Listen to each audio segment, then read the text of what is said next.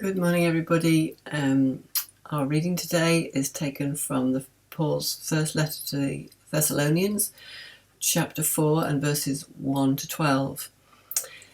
And if you remember back in Acts, when Paul went to Thessalonica, he preached in the synagogues, and it says that a number of Jews believed, but a large number of Greeks became believers.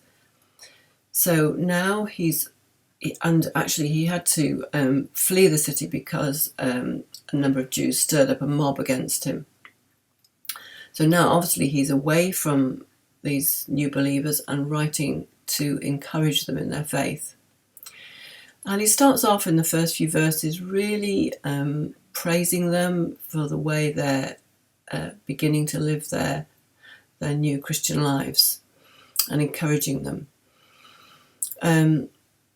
But obviously the way we live our lives is very important in terms of how the gospel is seen by the rest of the unbelieving world. I don't know whether any of you are familiar with the quotes of Mahatma Gandhi, but he famously said, "I like your Christ, but I don't like your Christianity." And a man who interviewed him and knew him quite well unpacked that, and basically he was saying, on the other side of the world, you don't believe the Bible that you are reading, and I don't see signs of it in your Christendom.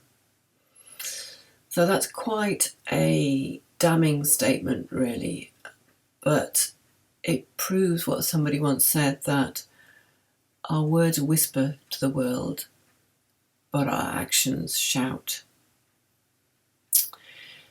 Now, we have to understand that the culture in that time was quite sexually immoral, and he spends the next few verses focusing on the importance of sexual purity.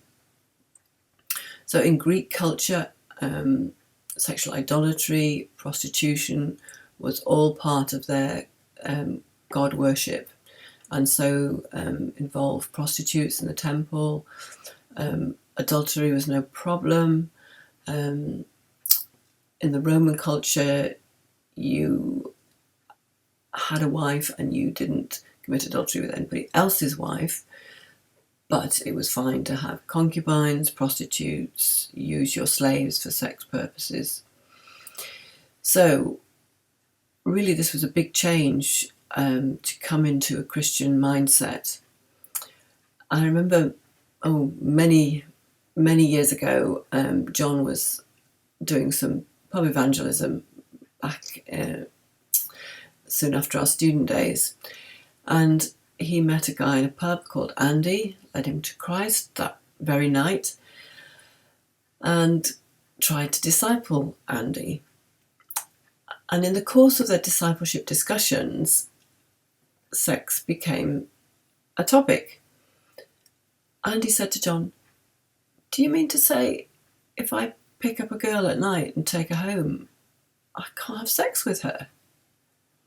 And this was a completely alien concept to this heathen man. I'm happy to tell you that Andy is still living for Jesus and happily married now. But I think that was 40 years ago. Now our culture is even more sexually explicit. And so those who come to faith have a big obstacle to overcome. We've recently been listening to J. John in our meetings on the Wirral, and he focused on the commandment which says, "Thou shalt not commit adultery," making a very important point that adultery doesn't just happen, but it starts with our mindset and our thinking. So as this chapter progresses towards the end, we see that Paul is again just encouraging them to live a quiet, respectable life and to live out a gospel that others can see. Because we are often the only gospel that people ever read by looking at our lives. And I'm sure we all grapple with things that are not a good witness. I always think that I'm glad I don't have a bumper sticker on my car, as was the fashion some years ago, which tells people that you love Jesus, or says American things like honk if you love Jesus. But even so, we need to be aware of living our lives rightly. I have a problem of driving in a hurry, and that often means that I'm inadvertently over the speed limit. Now, you need to become aware of this before you can deal with it. Now, if you're not aware of your driving habits, I can lend you a grandchild who sits in the back of the car and looks at the screens and says, "Grandma, the 30 sign is flashing red." So if you need some help in that area, I can put you in touch with James. In terms of just living our lives generally and recognising our faults, Psalm 139 is a big help because it says to us, ask God to show us. So it just says, Lord, show me my heart. And I think that's a really good prayer for us to pray as we seek to be an authentic living gospel before the world.